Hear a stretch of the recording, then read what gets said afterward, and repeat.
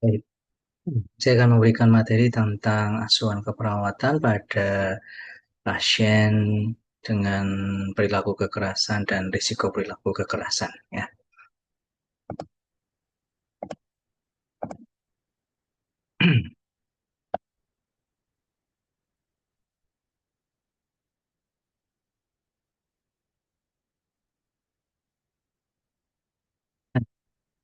Yang perlu kita pelajari pertama kali adalah tentang emosi dasar dari pasien yang melakukan perilaku kekerasan atau berisiko melakukan perilaku kekerasan, di mana emosi dasar itu adalah marah. Ya, kalau saya menyampaikan atau membicarakan emosi, gitu ya, atau dosen-dosen yang lain membicarakan emosi di keperawatan psikiatri, itu maksud kami adalah emosi dalam arti yang luas, gitu ya, bukan emosi dalam pemahaman bahwa oh ini marah, itu bukan ya.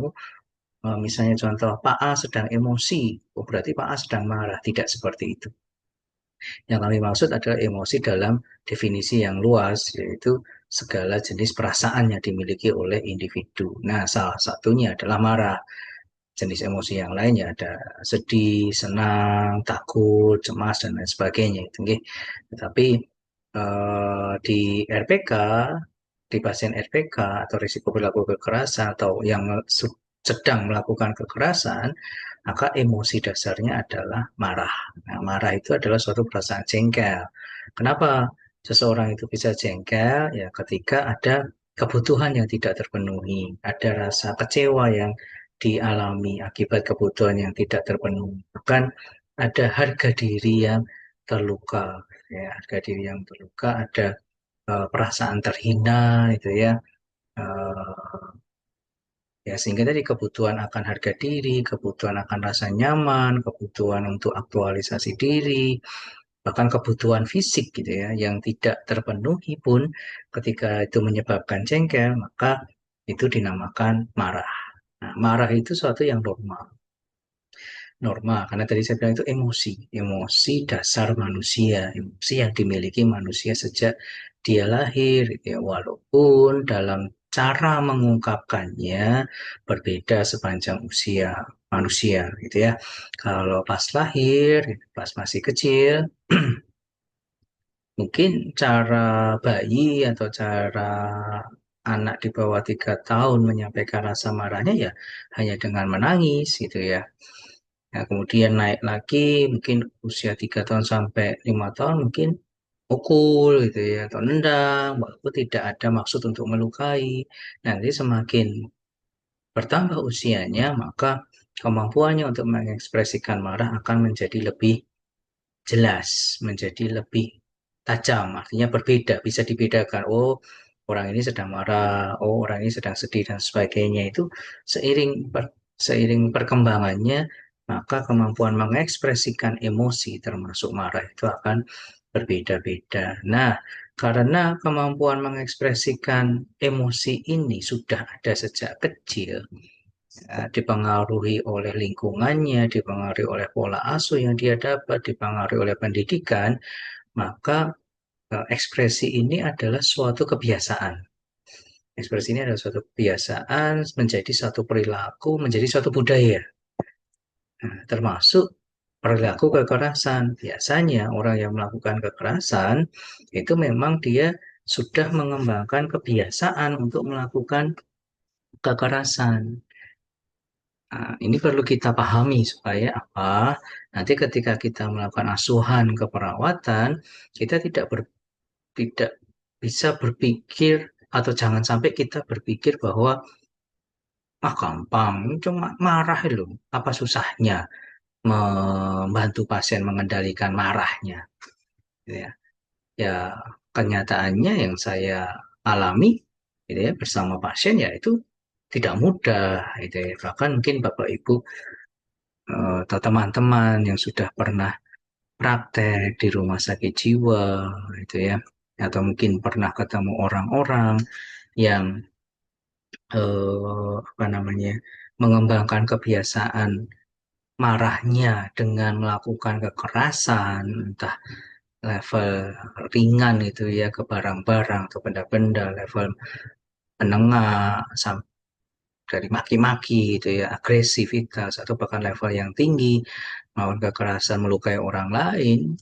Bapak Ibu atau teman-teman yang pernah menghadapi orang-orang seperti itu pasti paham, pasti tahu bahwa tidak mudah merubah perilaku tersebut. Karena apa ya? Itu kebiasaan gitu ya. Itu suatu pola yang sudah eh, apa namanya dilakukan sejak dia kecil ya. Tadi tergantung pola asuh, tergantung lingkungannya, tergantung pendidikannya, atau bahkan tergantung kejadian-kejadian, pengalaman-pengalaman traumatis yang dia hadapi. Tuh, itu menjadi dasar gitu. Jadi eh, Bapak, Ibu, teman-teman harus harus pahami itu, gitu ya. Itu harus menjadi dasar kita. Jangan sampai nanti salah dalam bertindak, gitu. Karena mungkin terlalu menggampangkan.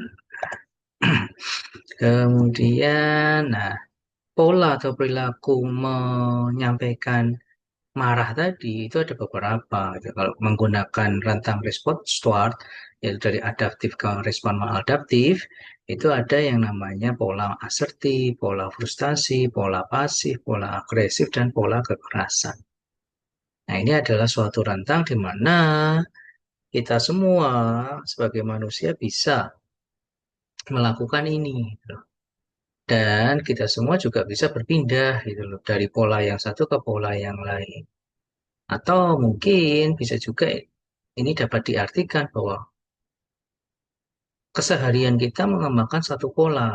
Misalnya pola marah kita pola pasif, tetapi tergantung dari eh, apa namanya dalam tanda kutip lawan kita bisa melakukan tindakan yang lain, ya kan? Apakah itu agresif atau kekerasan atau asertif atau frustasi. Makanya di sini digambarkan dalam satu rentang, ya, rentang respon. Ya, adaptif itu artinya adalah respon yang sehat, dan respon maladaptif artinya respon yang tidak sehat dan nanti bisa mengarah kepada gangguan jiwa. Sebagai contoh, seharian teman-teman atau seorang manusia itu mengembangkan pola perilaku marah yang pasif, ya, karena dia berhadapan dengan orang-orang yang lebih senior misalnya, orang-orang yang lebih dihormati misalnya. Tetapi suatu ketika dia marah pada adiknya atau orang lain yang dia anggap lebih rendah dari dirinya, itu dia bisa saja melakukan agresif atau kekerasan. Ya, walaupun polanya, kebiasaan yang dia lakukan adalah pasif. Nah, itu arti dari rentang ini. Oke, apa yang dimaksud dengan asertif? Asertif adalah suatu pola penyampaian perasaan, penyampaian emosi, penyampaian marah dalam konteks ini ya, yang bisa dilakukan dengan baik, bisa disampaikan dengan baik tanpa melukai orang lain, dan hasilnya orang yang marah asertif secara asertif ini dapat puas, ya. Kalau dia puas, dia sudah menyampaikan rasa marahnya ke orang lain, ya, dan orang lain yang dia marahin itu tidak merasa terluka. Gitu ya. Frustasi, ya, frustasi itu pengen marah tapi tidak bisa, gitu ya. Dongkol bahasa Jawa nih. Ya, jadi seperti ini, gitu ya. Gambarnya seperti ini. Nah, kenapa kok dia frustasi? Ya, karena orang yang dia marahi atau orang yang membuat dia marah lebih lebih tinggi derajatnya lah dalam tanda kutip ya. Menurut dia, dia tidak berhak untuk marah pada orang tersebut karena mungkin norma, karena mungkin aturan atau nilai agama yang menurut dia menghalangi dia untuk marah pada orang itu. Intinya, dia tidak bisa marah ke orang itu karena menganggap dia lebih rendah, lebih lemah daripada orang itu yang membuat dia marah. Tapi jengkel, dongkol gitu ya. Di depan tidak bisa marah, tapi di belakangnya mangkel, gitu ya. Itu frustasi. Pasif sama prinsipnya. Dia tidak bisa marah pada orang yang membuat dia marah tadi karena dia menganggap dirinya lebih rendah, lebih lemah gitu ya. Dan orang yang membuat dia marah tadi lebih kuat, lebih apa namanya, dihargai, lebih dihormati, lebih tua. Tetapi polanya adalah dia memendam itu. Dia sudahlah gitu ya. Yo wis lah. Kau pikir carry lah. Yo wis ben jarno. Nah, itu pasif gitu ya. Pasif. Kalau frustasi dia nyebelin gitu ya. Mungkin dia ngomong seperti itu gitu ya. Ih, nyebelin. Kok kok kayak gitu sih gitu. Misalnya eh apa namanya? Marah pada orang yang lebih tua gitu ya. Gitu ya. Untung orang tuaku coba bukan gitu ya. Pasti udah tak gitu misalnya gitu ya, atau misalnya pasti sudah tak maki-maki gitu ya. Nah, itu frustasi, tapi kalau pasif beda. Nah, pasif itu ya, ya sudahlah biarin jarno gitu ya, orang Jawa bilang gitu ya. Jadi marahnya sengaja dipendam. Nah, sengaja dipendam. Kalau frustasi, kadang dia melampiaskan marahnya ke temannya, cerita gitu ya, cerita. Kalau Pak dosen guys, juga yang satu itu nggak mau bales WA aku, udah dibaca centang biru tapi nggak dibales, nyebelin banget gitu ya. Tapi dia nggak berani marah sama dosennya karena tidak dibalas WA-nya itu tadi ya. Itu frustasi. Bisa dibedakan ya. Cuma sebabnya sama karena dia menganggap orang yang dia marahin tadi atau yang membuat dia marah tadi lebih tinggi, lebih dihormati, lebih tua. Nah, kalau asertif, orang yang bisa marah secara asertif dia sadar bahwa dia dengan orang lain itu derajatnya sama. Ya. Dan orang yang asertif tahu, yakin bahwa dia punya hak untuk marah dan dia bisa menyampaikannya dengan cara yang baik. Tuh, nah, ini enggak ini teman-teman atau di sini mungkin yang sudah jadi orang tua, nah itu bisa bisa apa ya istilahnya ya mengidentifikasi lah dirinya sendiri gitu ya. Apakah ada di tahap frustasi atau pasif gitu ya. Dan juga kalau misalnya teman-teman yang sudah punya anak dan sebagainya, jangan sampai anak-anak bapak ibu itu mengalami frustasi atau menggunakan pola marah yang pasif. Nanti akan saya jelaskan akibatnya apa. Ya, intinya ini sudah bergeser kan. Ya, kalau yang adaptif, yang sehat itu asertif, nah, dia mulai bergeser ke kanan berarti bergeser ke maladaptif. Gitu. Nah, salah satu akibatnya kalau pasif dan frustasi ini dipendam terus, tadi yang sempat saya contohkan, ketika dia ketemu orang yang menurut dia lebih rendah dari dirinya sendiri, bisa saja dia melampiaskan rasa frustasi itu ke orang tersebut. Nah, kayak gambar ini, ya, kayak gambar ini, ya. Jadi dia merasa dirinya lebih kuat daripada orang yang ingin dia marahi.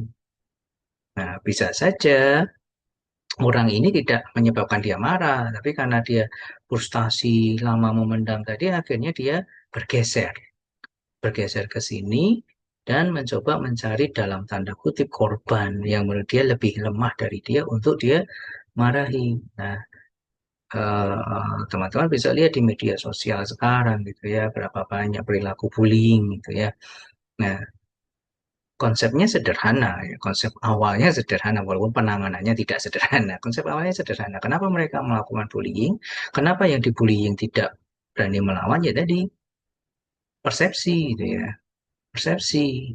Orang yang melakukan bullying, sifatnya agresif atau melakukan kekerasan, ya berarti dia menganggap orang yang dia marahin, orang yang dia bully itu lebih rendah dari dia, entah secara usia, entah secara kedudukan, entah secara kekuatan, powernya gitu ya.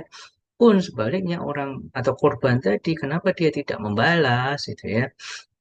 Yang menurut saya masih sering ditanyakan oleh orang masyarakat awam gitu ya.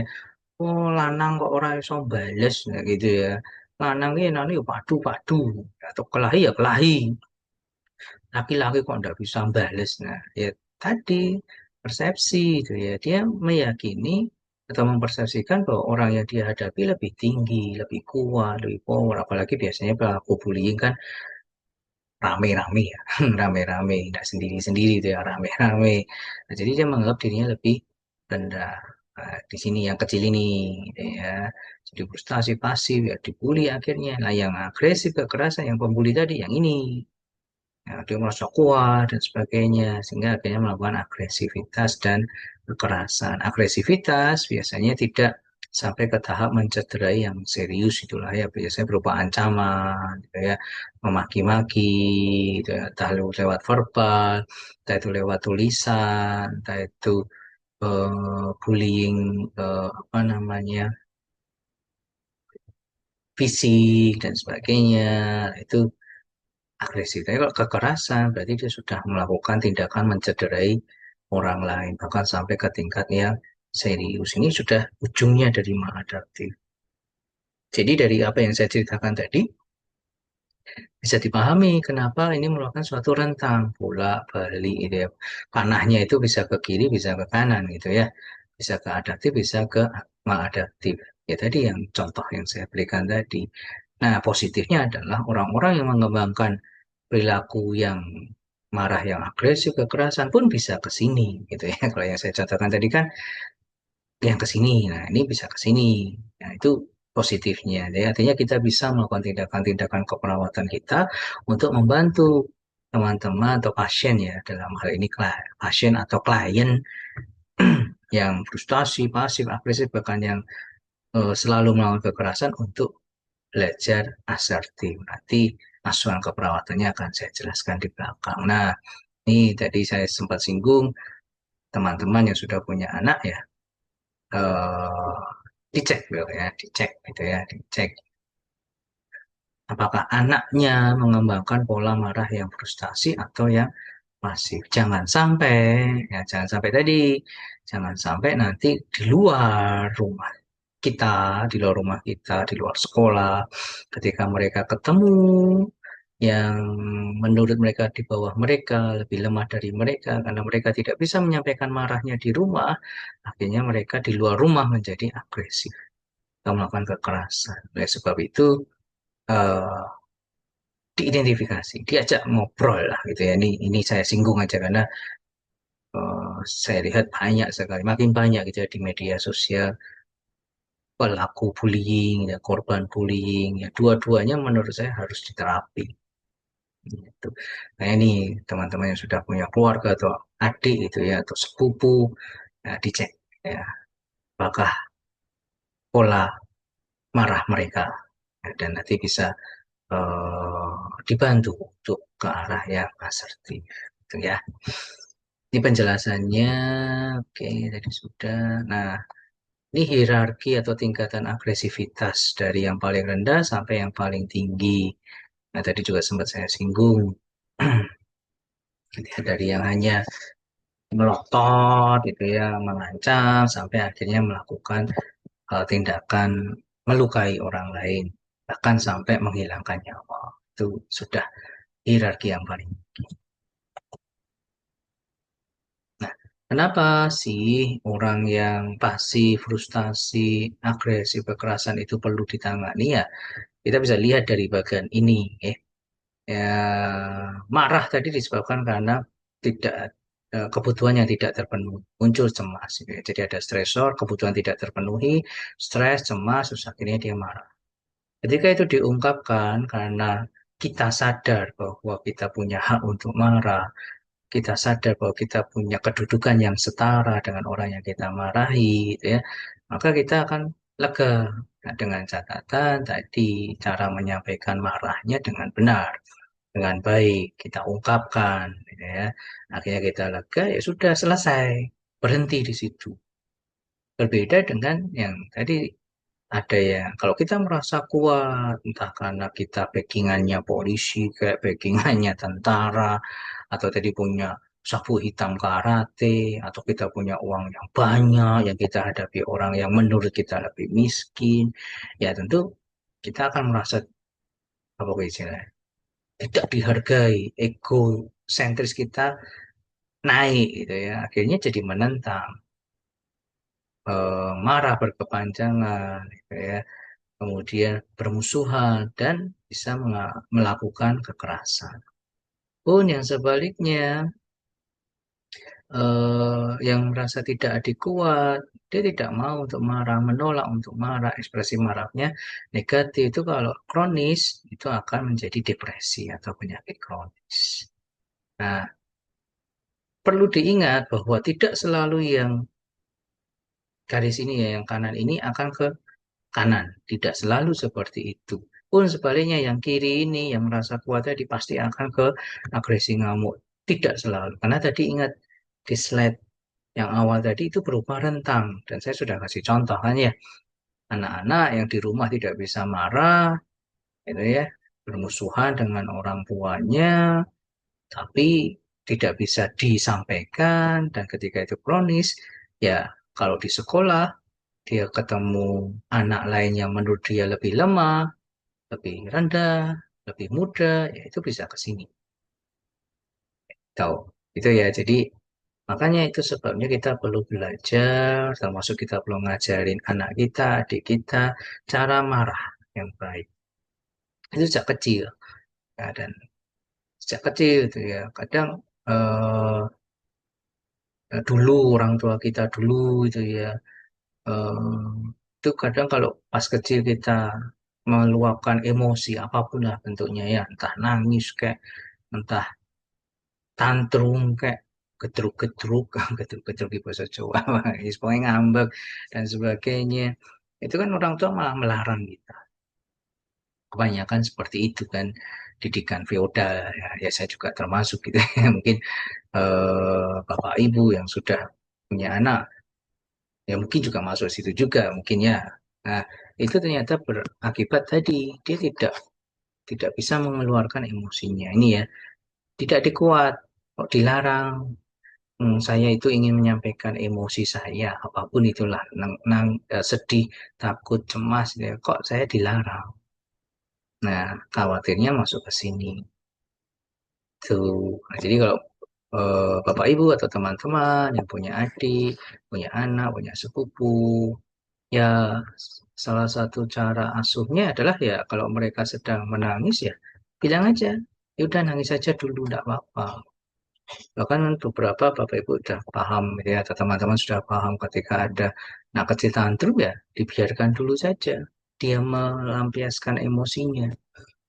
Ya, sambil kita jaga jangan sampai tantrumnya itu bisa mencederai dirinya sendiri atau orang lain. Ya, kita tunggu sampai dia tenang. Begitu tenang kita ajak ngobrol, dengan kita gali, ya kita berikan penguatan, bahkan kita berikan pujian karena sudah berani mengungkapkan emosinya. Jadi pola asuhnya sekarang harus berbeda dengan pola asuh zaman orang tua kita dulu, kakek nenek kita dulu, gitu ya, yang mungkin sudah apa ya istilahnya, mungkin tinggalannya Belanda, tinggalannya penjajah gitu kan. Nah, ini perbedaan orang-orang yang mengembangkan perilaku pasif, asertif, agresif dari isi bicara, nada bicara, postur tubuh, personal space, gerakan, dan kontak mata. Nanti kalau Bapak Ibu dan teman-teman baca secara detail ya terlihat kenapa kok orang yang pasif itu diam, lemah, menundukkan kepala itu ya, membiarkan orang lain mendekati dia secara agresif ya karena tadi dia merasa dirinya lebih rendah, dia merasa dirinya lebih lemah, dia merasa dirinya lebih miskin, dia merasa lebih muda dan tidak berhak untuk marah pada orang yang lebih tinggi dari dia. Sebaliknya yang agresif, kenapa kok menghina, kenapa kok nada bicaranya menuntut tinggi, gitu ya, keras, kenapa kok terus em, mendesak orang lain atau mendekati orang lain dengan ancaman, ya karena tadi dia merasa lebih tinggi derajatnya, lebih hebat, lebih kuat, lebih kaya, dan seterusnya tadi ya. Bisa dipahami ya, Bapak Ibu dan teman-teman. Beda dengan yang asertif. Yang asertif dia tidak membiarkan dirinya rendah dan dia tidak membiarkan dirinya merasa lebih tinggi. Yang dia menyadari bahwa saya punya hak dong untuk marah. Ya, saya punya hak untuk marah dan saya tidak salah. Saya dalam posisi yang benar.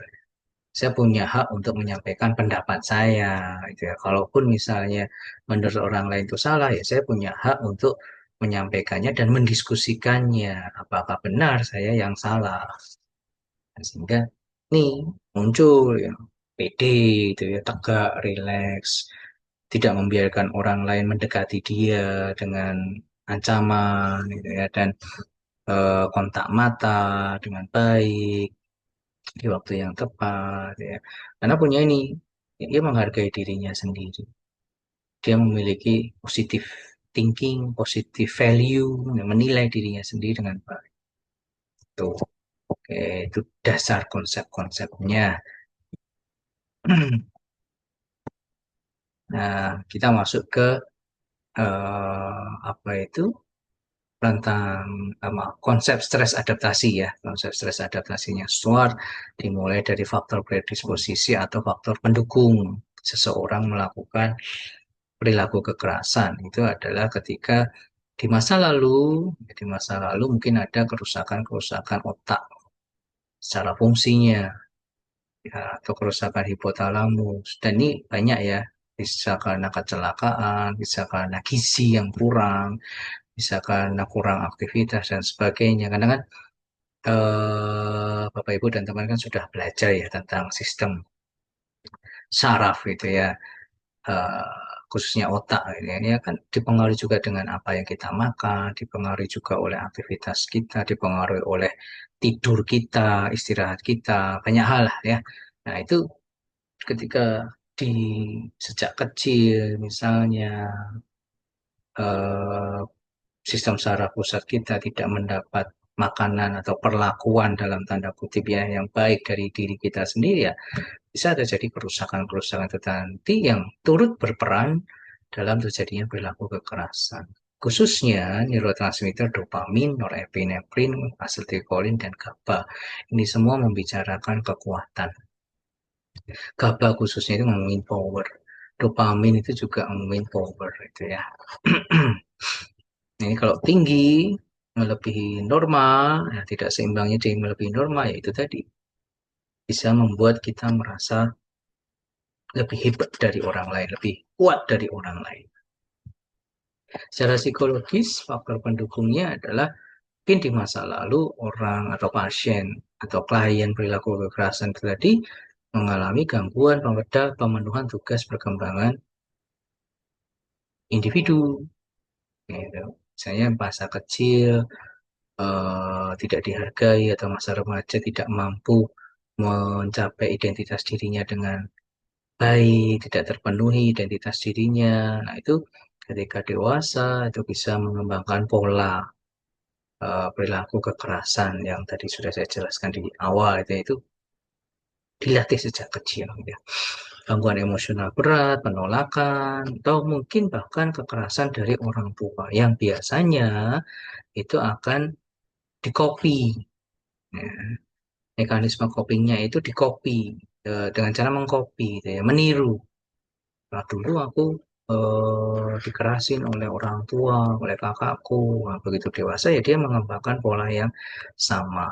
Miriplah kejadiannya dengan zaman dulu itu ada yang namanya ospek gitu ya. Ospek kalau sekarang namanya PKKMB. Kalau sekarang kan sudah apa namanya sudah ada batasannya ya, sudah ada norma-normanya. Gitu. Kalau dulu kan mungkin yang sudah bapak ibu gitu ya dulu mengalami ospek gitu kan pelonco ya malah ya sudah perpeloncoan itu ya itu bisa mengembangkan karena ada rasa eh, ingin apa ya itu di melampiaskan di awal ketika mahasiswa baru dia frustasi masif karena dia masih awal nah begitu sudah masuk semester 3 di tahun kedua dia merasa ada yang lebih lemah dari dia wis nah, itu kan sudah paham ya penjelasannya ya kenapa kok psikologinya orang marah orang atau orang yang melakukan kekerasan seperti itu. Predisposisi secara sosial, kultural, norma yang berlaku.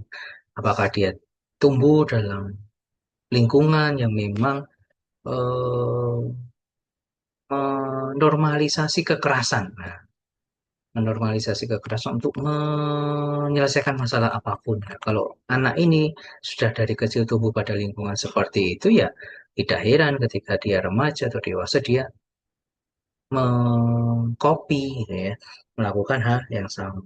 Atau di masa lalu atau dia tumbuh dalam lingkungan kemiskinan karena tadi ya ketika dia miskin dia tidak dapat mengakses atau dia tidak dapat memenuhi kebutuhannya jengkelnya itu akhirnya lama dari awalnya cuma frustasi itu ya karena tidak bisa makan enak, tidak bisa seperti anak-anak yang lain. Ketika gede dia bisa dapat uang sendiri ya tadi switch dari yang tadinya frustasi pasif terus pindah ke kanan agresi dan kekerasan karena dia merasa lebih hebat sekarang dibandingkan dulu. Pun nih beberapa faktor predisposisi yang lain seperti pernikahan yang bermasalah, tidak bekerja, ya intinya ada masalah secara sosial kultural di masa lalu. Walaupun tidak bisa dibalik ya, tidak bisa dibalik.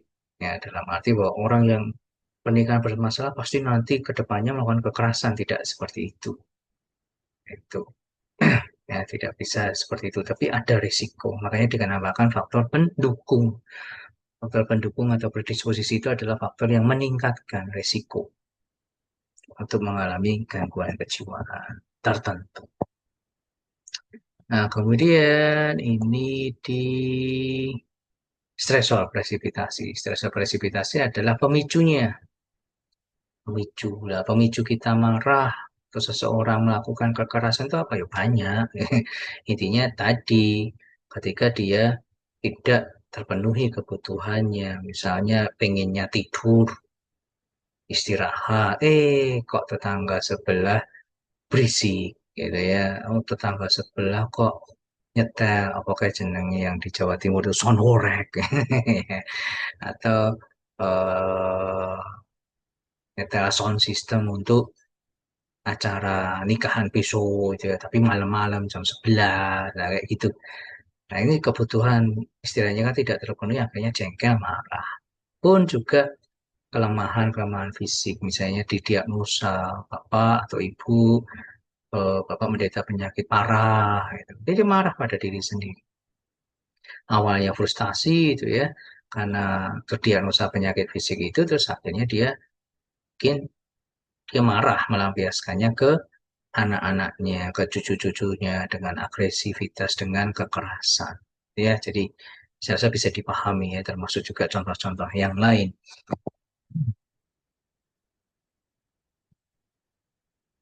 Nah, masuk ke pengkajian. Apa sih tanda gejala orang yang melakukan kekerasan atau berisiko untuk melakukan kekerasan secara fisik? Terlihat lah ya, muka merah, pupil melebar, ya kan? Terlihat itu ya, ketegangan otot, tangan dikepal, tubuh kaku. Pun kalau misalnya dicek gitu ya, ya tekanan darah meningkat, takikardi yang kalau secara observasi itu dia nafasnya cepat itu ya mukanya memerah dan sebagainya ya tentu saja jangan terus kemudian dipersepsikan bahwa oh orang yang marah itu coba saya cek dulu tekanan darahnya Pak saya mau ukur tensi ya jelas Anda dipukul lah ya kan ya, jadi ini kan bisa dilihat observasi secara kasat mata ya, secara biologis ketika takikardia atau tekanan darah meningkat apa yang terjadi perilakunya. Nah, hal ini disebabkan oleh energi yang dikeluarkan saat marah bertambah. Kenapa? Ya, ketika otak otak manusia itu menyimpulkan bahwa dia harus melakukan kekerasan, di mana dia merasa lebih hebat, di mana dia harus fight, berkelahi, ya, maka otak akan meminta sistem tubuh yang lain untuk menyiapkan diri, ya, karena responnya adalah fight, gitu ya. Jadi untuk berkelahi, untuk mengalahkan musuh dalam tanda kutip itu kan otak berpikir seperti itu. Oh, orang yang saya marah itu adalah musuh saya, gitu ya. Dan saya harus marah terhadap dia dengan cara melakukan kekerasan. Maka otak akan menyiapkan diri, ya, dan dia akan berkoordinasi dengan sistem yang lain untuk menyiapkan tubuh untuk berkelahi tadi. Itu sebabnya aliran darah ke seluruh tubuh itu akan naik. Makanya Bapak Ibu, teman-teman bisa melihat orang yang marah itu mukanya merah. Ya hampir semuanya merah karena pembuluh darahnya lebar gitu ya. Aliran darahnya ke sel-sel naik supaya apa? Sel-selnya dapat makanan. Makanan dirubah jadi energi. Itu alasan fisiologisnya kenapa orang yang atau pemuda atau anak sekolah yang lagi tawuran itu nggak ngerasa sakit pas tawurannya ya. Bahkan nggak sadar kalau dia kebacok, dia nggak sadar, dia terluka. Karena apa ya tadi, otak masih dalam kondisi bertarung. Dan selama otak masih dalam kondisi bertarung, ya dia akan terus menyiapkan, pokoknya maju sampai merasa menang gitu kan ya. Jadi eh, tidak ada lagi norma gitu, dalam tanda kutip dia tidak ingat ya, dia tidak ingat dengan norma-norma yang sudah dia ajar, yang sudah dia pelajari sejak kecil. Dia tidak ingat ajaran agama, kasarnya dia tidak ingat dosa lah ya, karena otak sudah dalam kondisi bertarung. Dopaminnya naik, gabanya naik, itu akan menutup pikiran, judgementnya, kemampuan judgementnya, kemampuan menilai baik dan buruk, benar dan salah. Secara fisiologis itu sudah seperti itu. Dan makanya jangan heran ya, orang-orang itu apa, ada istilah apa, gelap mata itu kayaknya, gelap mata. Yang gelap sebenarnya otaknya ya, karena tertutupi oleh dopamin dan GABA tadi. Tuh. Nah ini ya aspek intelektual, tidak mampu berpikir jernih, kehilangan sesaat memori tentang norma-norma yang ada. Ya, karena tadi dopamin memenuhi prefrontal. Prefrontal bagian otak kita itu berfungsi untuk berpikir, nah, menentukan baik buruk benar salah tadi. Ketika dopamin, asetilkolin, GABA yang tadi saya sebutkan di awal tadi meningkat semua di prefrontal, maka otak kehilangan fungsi berpikirnya. Itu secara fisiologis seperti itu. Aspek emosional ya jelas jengkel, frustasi, pengen ngantemi wae lah. Aspek sosialnya ya ketika orang yang agresif atau belum melakukan atau beresiko melakukan kekerasan ya dimulai dengan nih mengkritik tingkah laku, nada tinggi, suara keras gitu, dan akhirnya diasingkan oleh teman-temannya gitu. Aspek spiritualnya tidak merasa berdosa gitu ya.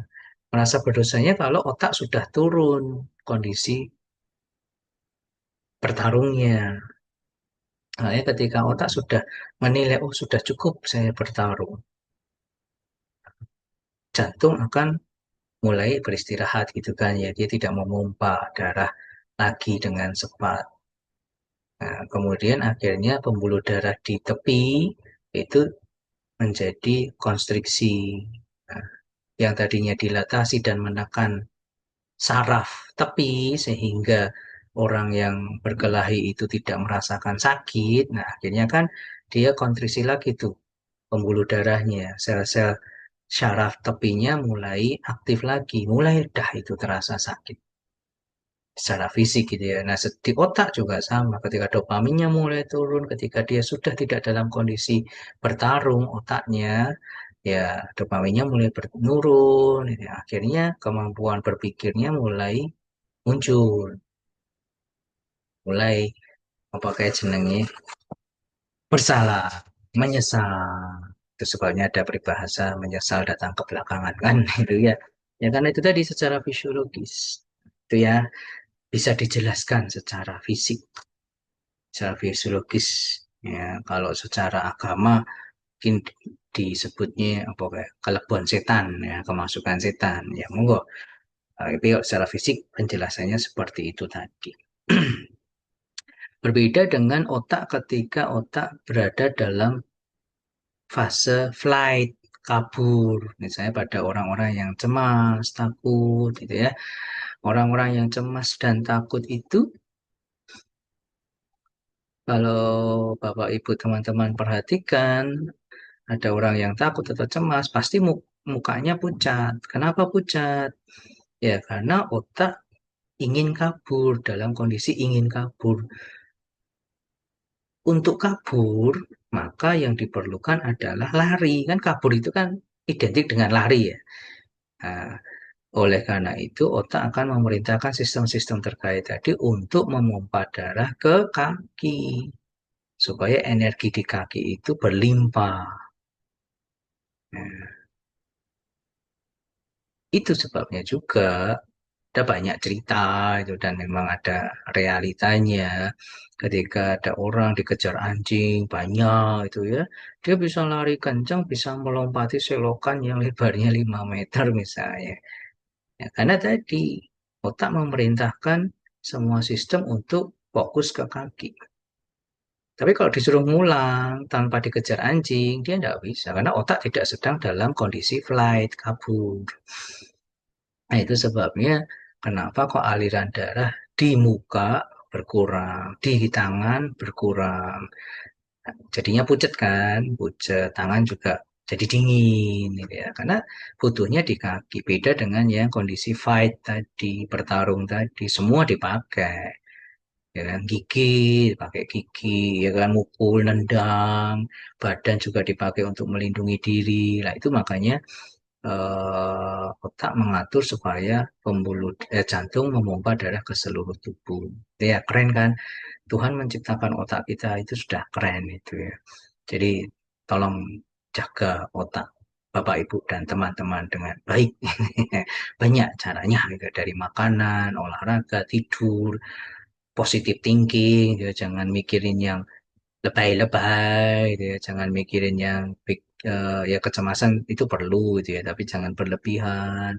Takut itu perlu untuk mengantisipasi ke depan, masa depan seperti apa, tapi jangan berlebihan ya kayak sekarang misalnya kondisi politik, kondisi luar negeri atau kondisi Indonesia yang tidak yang belum belum apa ya istilah, belum tenang misalnya. Ya boleh takut, boleh cemas untuk mengantisipasi. Jangan berlebihan. Karena kalau berlebihan ya tadi otak kita lama-lama eh, tidak sehat. So, kanan, kebanyakan makan gula, kebanyakan makan lemak, makan makanan yang tidak sehat itu juga mempengaruhi kemampuan otak. Olahraga ya, Bapak Ibu, teman-teman itu ya yang mungkin banyak duduk, itu banyak aktivitas. Tidur juga sama. Nah, ini susah kalau misalnya perawat jaga malam ya, jadi aturlah bagaimana supaya tetap tidur dengan berkualitas itu. Karena otak itu aset kita. Ya. Secara filosofi kan itu sebabnya diletakkan di paling atas. Ya, oke lah. Kita lanjut ya. Bagaimana ASKEP kasus PK, RPK menggunakan SDKI, SLKI, dan SIGI? Untuk diagnosa keperawatannya, kita bisa lihat ada perilaku kekerasan dan risiko perilaku kekerasan. Itu ada di subkategori keamanan dan proteksi, di atasnya ada kategori lingkungan. Nah, Bapak Ibu, teman-teman bisa buka SDKI-nya. Kemudian secara definisi, perilaku kekerasan adalah kemarahan yang diekspresikan secara berlebihan dan tidak terkendali. Kenapa kok tidak terkendali? Tadi sudah saya jelaskan kaitannya sama dopamin, GABA, dan lain sebagainya yang ada di otak mengambil alih prefrontal. Secara verbal sampai dengan mencederai orang lain dan atau merusak lingkungan. Itu definisi atau batasan perilaku kekerasan seperti itu, ya. Nah, karena kita menggunakan SDKI, maka gejala mayornya harus ada minimal 80%. Nah, gejala mayor, tanda gejala mayor yang ada di SDKI itu ini ada mengancam, mengumpat, suara keras, ketus, dan seterusnya. Ini nanti Bapak Ibu teman-teman bisa lihat di SDKI, dihitung ini jumlahnya berapa, kalikan 80% lah. Nah, itu minimal data itu harus ada di pasien dan harus Bapak Ibu teman-teman catat di ASCAP di tabel analisa data supaya bisa menegakkan perilaku kekerasan. Nah, kalau resiko berbeda.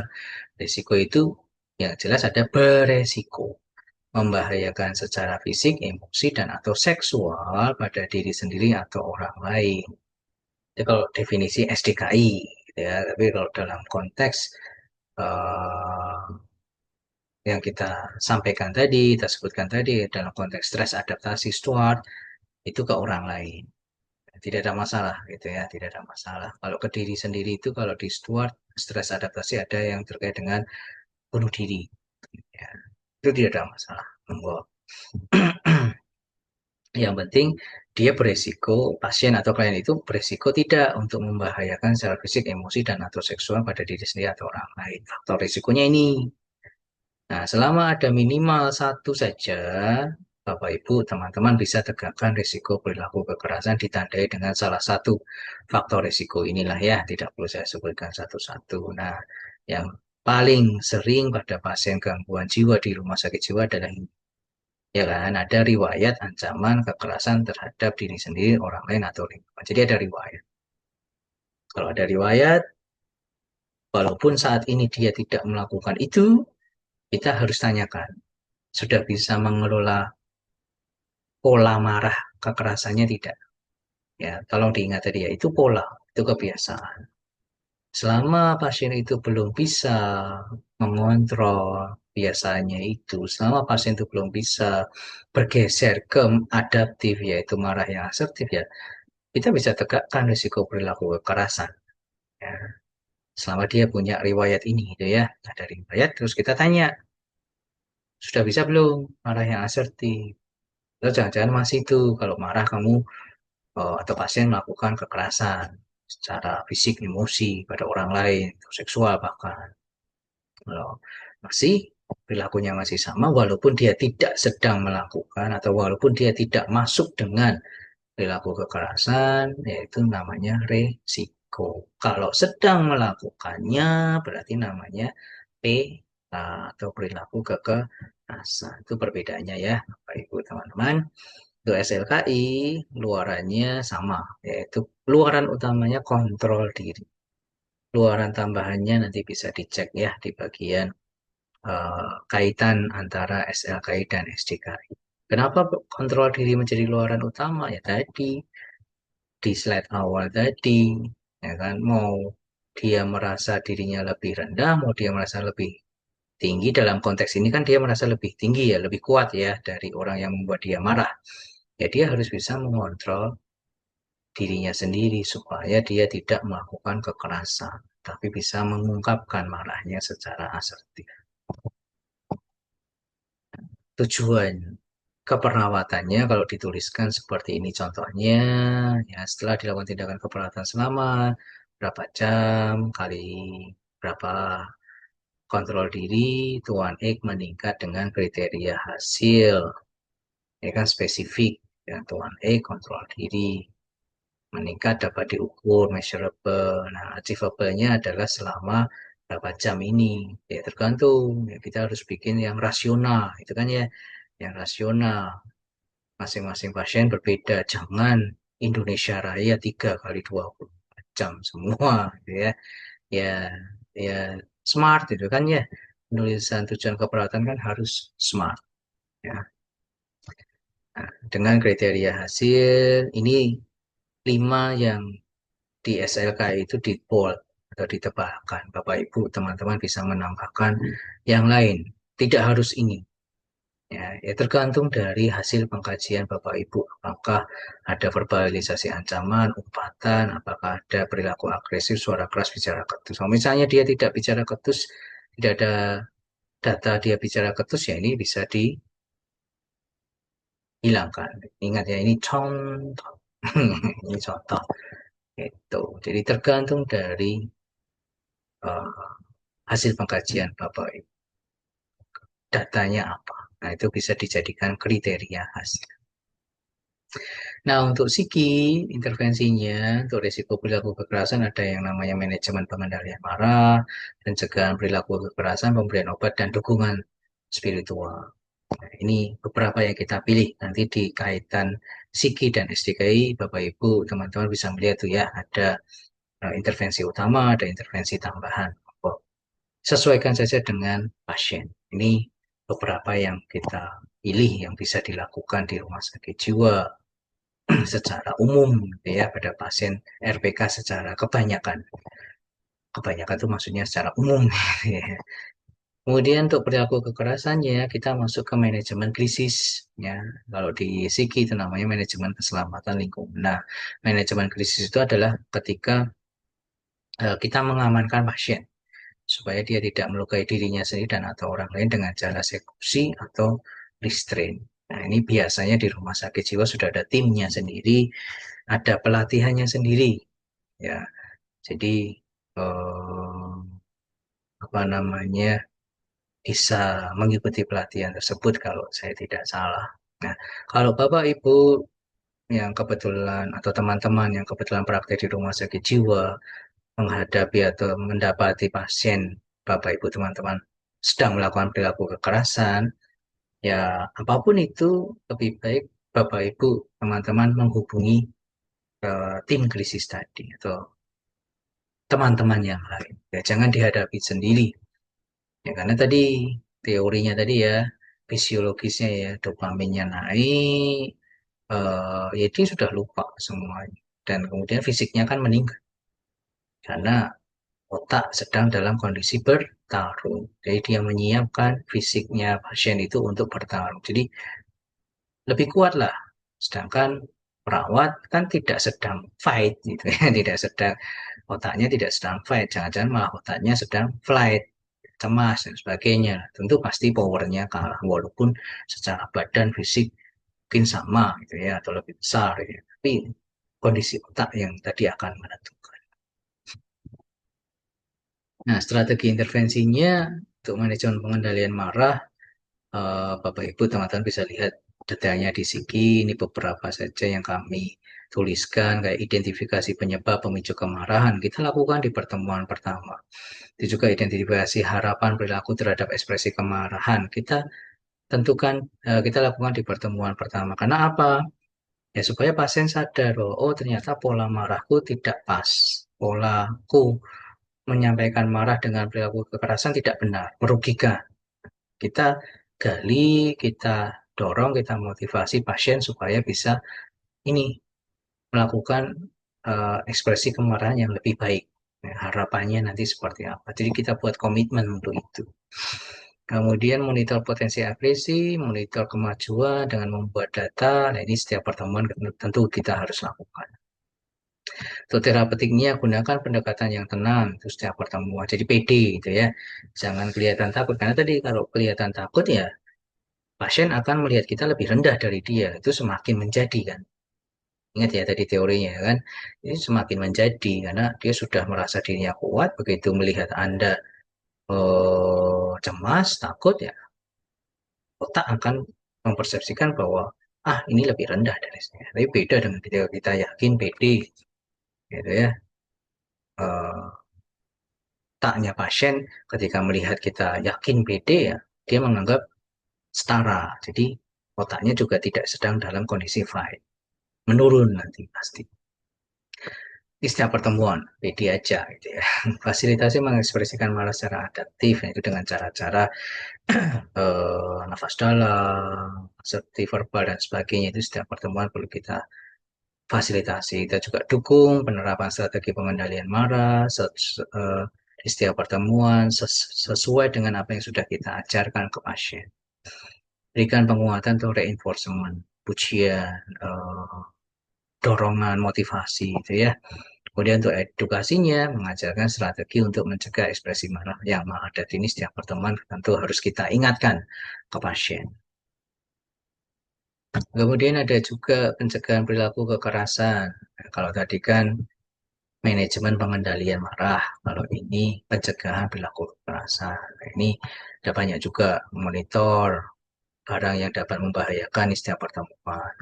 Untuk edukasi, latih cara mengungkapkan perasaan secara asertif ini di pertemuan 3.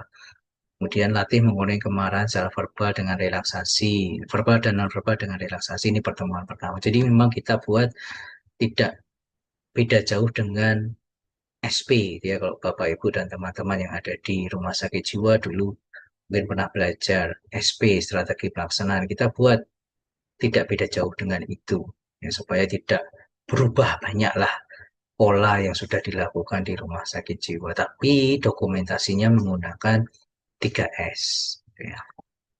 Ini bisa dilihat lebih detail di buku panduannya ya. Untuk pemberian obat bisa kita lakukan di pertemuan kedua. Jangan lupa nih ya, selain fasilitasi minum obat ya, prinsip 5 benar atau 6 benar dijalankan. Kita ajarkan ke pasien juga, khususnya yang 5 benar ya. Karena benar keenam kan benar dokumentasi untuk perawatnya ya. Nah, untuk yang pasien ya 5 benarnya itu dari nama dan seterusnya ya. Benar obat, benar waktu, dan seterusnya itu kita ajarkan bagaimana pasien itu identifikasi atau menerapkannya setiap kali mendapat obat. Terus edukasi tentang obatnya, ya semua nih, tentang efek samping, efek terapeutiknya, termasuk tentang mengurangi resiko putus obat. Nah, itu harus ditekankan benar-benar. Itu. Karena biasanya pasien-pasien yang ada di rumah sakit jiwa itu masuknya karena putus obat. Berulang kali masuk ke rumah sakit jiwa dengan putus obat. Walaupun memang mengatasi putus obat itu tidak bisa hanya satu pihak saja ya, perlu koordinasi dengan di masyarakat, di puskesmas, ya. Tetapi paling tidak bagian kita sebagai perawat di ruang rawat inap ya itu mengedukasi dan mengkonselingi ya, tentang bagaimana pencegahan putus obat saat di rumah. Kemudian untuk dukungan spiritual itu bisa biasanya kita lakukan di pertemuan 4 ya. Kalau dulu namanya SP4 spiritual. Itu sama lah, mirip. Kita gali apa pandangan atau keyakinan pasien tentang perilaku kekerasannya. Apakah itu hal yang salah, hal yang berdosa dan sebagainya itu kita perlu gali itu ya. Kemudian secara terapeutik ya berikan kesempatan untuk mengekspresikan, diskusikan keyakinan tentang makna tadi, dan juga mengajarkan metode meditasi ataupun yang lain, ya, yang sesuai dengan keyakinannya dia tentang berdoakah, nyanyi, nyanyian rohanikah, kalau Islam istighfarkah, ngajikah, dan sebagainya. Tidak harus meditasi itu. Ya. Itu langkah-langkah yang bisa kita kerjakan di 3S, SDKI, SLKI Sigi gitu ya. Eh, Kita buat tidak beda jauh dengan strategi pelaksanaan. Jadi Bapak Ibu dan teman-teman yang ada di rumah sakit jiwa tidak tidak apa ya istilahnya, tidak bingung untuk mengerjakan itu. Walaupun dokumentasinya kita menggunakan 3S. Itu yang bisa saya sampaikan. Terima kasih atas waktunya. Kita ketemu lagi di materi berikutnya.